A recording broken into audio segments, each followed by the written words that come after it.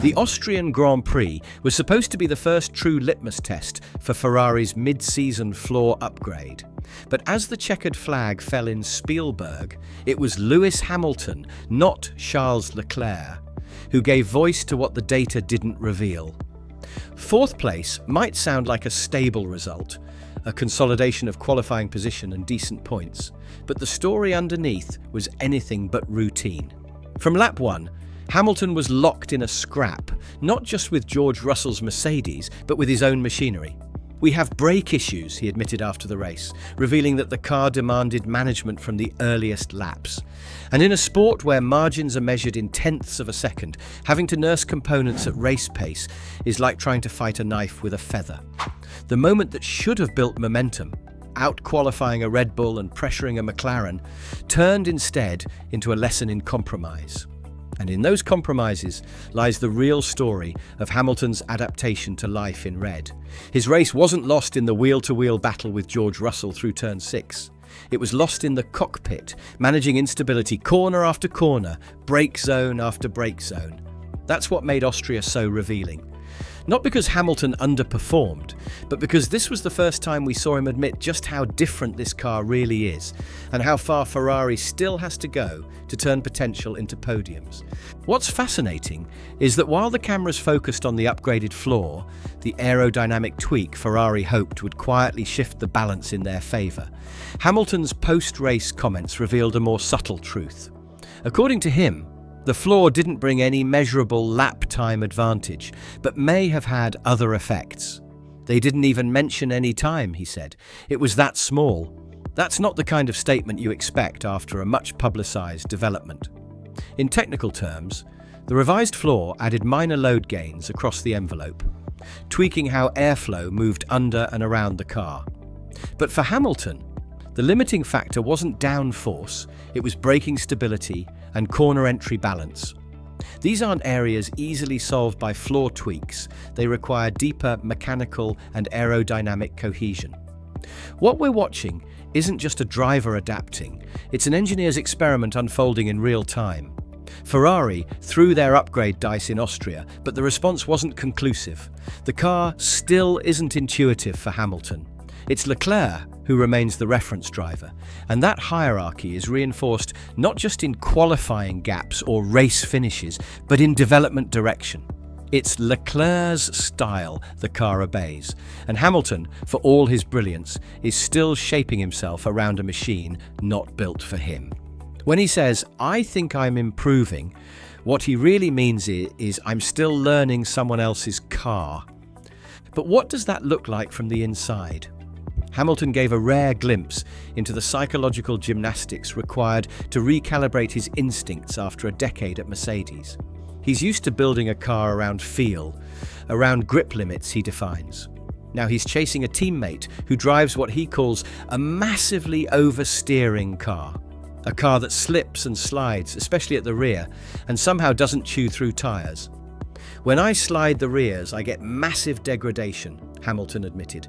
And that small statement reveals a lot. It's not just a setup difference, it's a fundamental driving philosophy clash. Leclerc thrives on instability and rotation, while Hamilton traditionally prefers predictability and precision. Bridging that gap is more than adjusting brake bias or diff settings. It's about rewiring how you approach every corner. And that's where the mental fatigue sets in. You're not just fighting your competitors, you're fighting your own instincts. That's why this fourth place finish, under brake pressure and internal compromise, might be more telling than any podium. It was Hamilton staying in the fight, even when the car wasn't fighting for him. It's also why, despite the position on the timing sheets, you can feel the frustration beginning to surface. Not outwardly, not dramatically, but in those subtle interviews, those honest acknowledgements that adaptation, at 40 years old, is not automatic. Now, zoom out to the championship picture. Ferrari sits second in the constructors' standings with 10 points, just one ahead of Mercedes and a full 48 clear of Red Bull. Yes, Red Bull. The team that once looked uncatchable is now slipping into third, a victim of their own strategic errors and driver implosions. But the real story is what this reshuffle means for Ferrari's internal strategy. They now have a driver pairing capable of consistent top fives, but not yet capable of beating McLaren outright. That raises a brutal question. Can Ferrari afford to let Hamilton continue adapting on his own timeline, or do they need to start funneling development toward Leclerc exclusively? Constructors' points mean prize money. They mean leverage in the off-season. And they also affect engine allocation, development tokens, and next season's aero testing time. Every tenth matters now. And if Leclerc's style is extracting more from the SF-25 in its current form, the engineers will naturally follow that path. It's not personal, it's mathematics. And in that calculus, Hamilton risks becoming a development passenger in his own team. If Austria was a snapshot, it was one of a driver holding his ground, but not steering the direction of the fight. Yet there's precedent for all of this. When Carlos Sainz joined Ferrari, he too spent more than a season recalibrating to a car that fundamentally suited Leclerc's rotation-heavy input style. It took races of trial and error, multiple setup overhauls, and even internal tension to get there. Sainz eventually found parity, but not without admitting that Ferrari's base philosophy didn't match his strengths. Now it's Hamilton's turn to wrestle with that same ghost. And unlike Sainz, Hamilton arrives with 7 world titles, which brings both political weight and an expectation of instant results. But Formula One doesn't care about reputations. It cares about lap times, and history is full of elite drivers who struggled in unfamiliar machinery. Think Alonso at McLaren Honda. Think Vettel in early Ferrari years. What separates Hamilton is his resilience. He's not dismissing the issues, he's leaning into them, voicing the flaws, demanding change.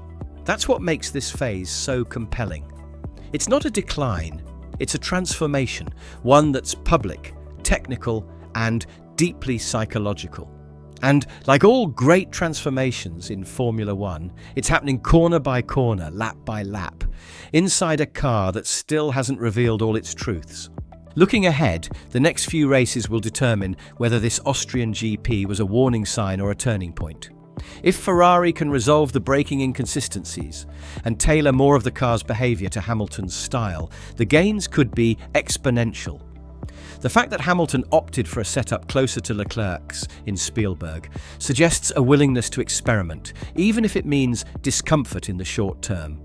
But this is where the balancing act begins. You can't abandon your natural strengths as a driver in pursuit of adaptation. If the car won't come to Hamilton, there's a danger that he might bend too far trying to chase it. That's how performance windows shrink. That's how confidence erodes. So Ferrari's engineering team faces a crucial task, not just developing upgrades, but understanding what kind of car Hamilton actually needs, and fast. Silverstone looms large, not just as a fan favourite, but as a circuit that demands braking precision and mid-corner balance. If the same issues persist there, it won't just be another technical challenge, it'll become a narrative. And narratives, once formed in Formula One, are hard to shake. What Austria also made clear is that Ferrari's internal equilibrium is delicately poised.